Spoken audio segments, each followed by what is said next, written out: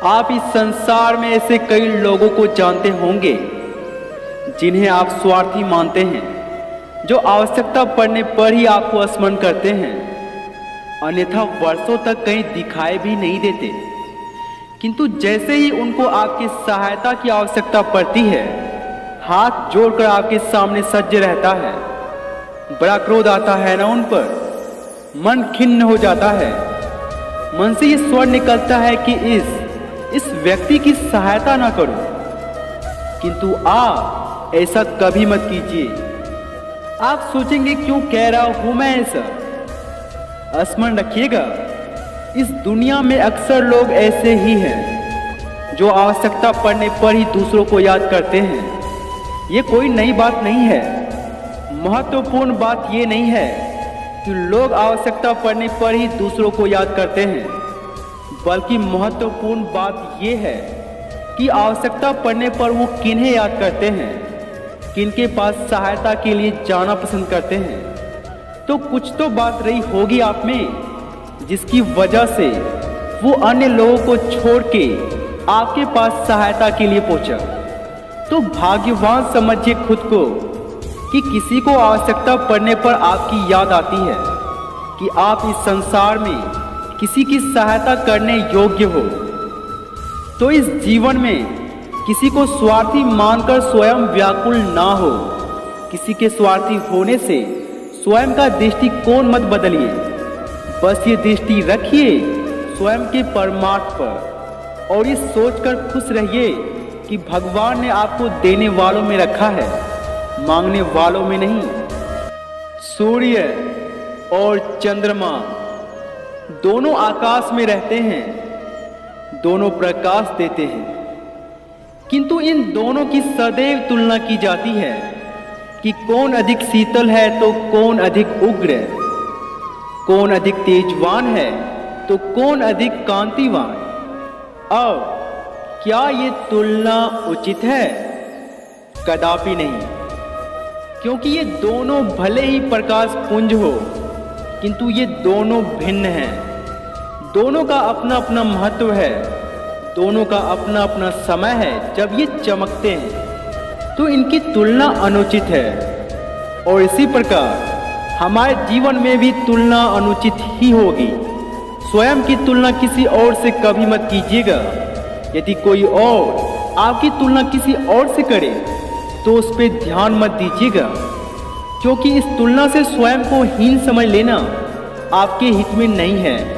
ये आपके लिए लाभदायक नहीं है, क्योंकि इस दुनिया में प्रत्येक व्यक्ति की अपनी अपनी कुछ खासियत होती है।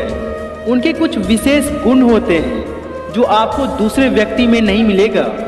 हो सकता है जो कार्य वो व्यक्ति कर सकता है, शायद कोई दूसरा व्यक्ति नहीं कर पाए। उसी प्रकार जैसे सुई और तलवार दोनों धातु की बनी होती है, किंतु यदि आप ये सोच रहे हैं कि दोनों में तलवार अधिक श्रेष्ठ है, तलवार अधिक उपयोगी है, तो ये कहना भी गलत होगा।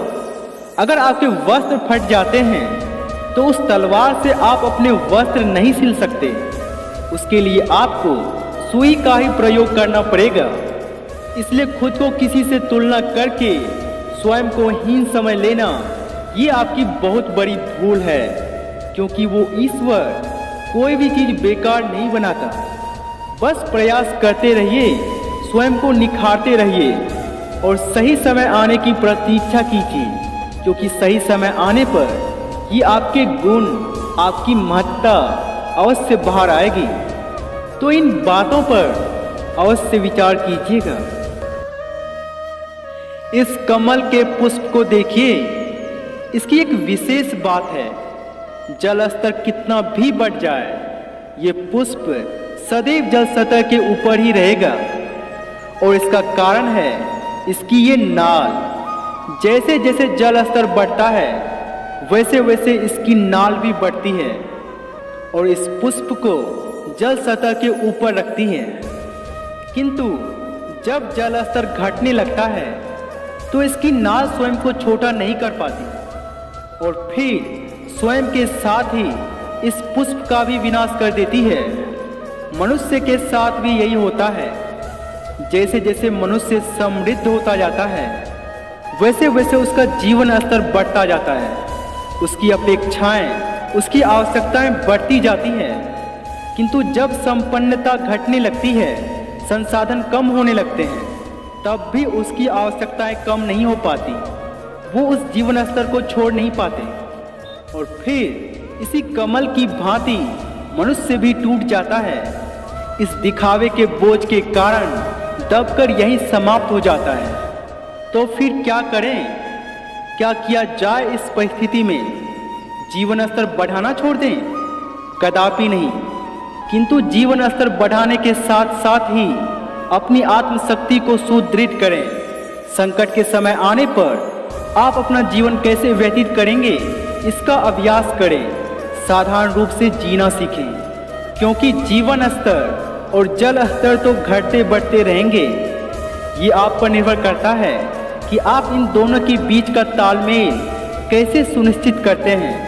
यदि ये आपने सीख लिया तो समय का ये चक्र कभी आपको मात नहीं दे पाएगा। तो इन बातों पर अवश्य विचार कीजिएगा। हास्य अर्थात हंसी जीवन में कितनी महत्वपूर्ण होती है ना। हम सदा हंसना चाहते हैं, हम सदा औरों के मुख पर ये हास्य देखना चाहते हैं, किंतु हास्य इसके प्रकार अनेक होते हैं और इस हास्य का आधार क्या है, ये भी बहुत महत्व रखता है। हास्य केवल तभी उपयुक्त होगा जब ये मन की शुद्धता से निकलेगा। हास्य तभी उपयुक्त होगा जब ये सामने वाले को भी हंसाकर उसका कष्ट हर लेगा।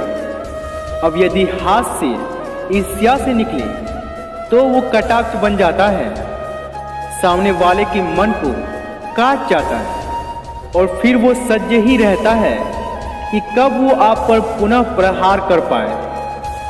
बदले की भावना जन्म लेने लगती है, वो प्रतिशोध की अग्नि में जलने लगता है। अब यदि हास्य किसी को नीचा दिखाने से निकले तो वो हास्य नहीं, उपहास बन जाता है और वो सामने वाले को आनंद नहीं, केवल अपमान देगा।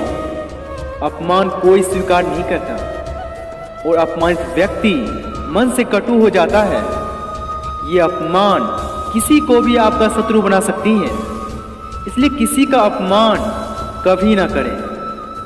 तो ध्यान रखिएगा, ये हास्य ही रहे, कहीं उपहास या कटाक्ष ना बन जाए। राधे राधे।